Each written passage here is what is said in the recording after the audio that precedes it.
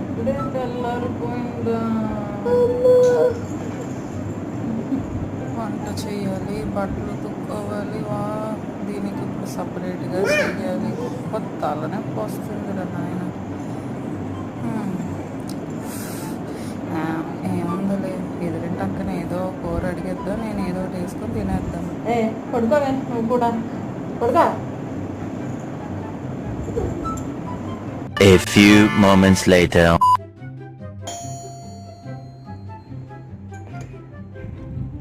Hi అక్క, పాపకు చారు ఏమైనా ఉంటే ఇవ్వరా? The next morning. ఇంత ఫాస్ట్గా తెల్లారిపోతుంది ఇంకా బాబు. అబ్బా ఏముందిలే, నిన్న అక్కని అడిగాను కదా, ఈరోజు పక్కింటి ఆంటీని అడుగుదాంలే. పడుకుందాం.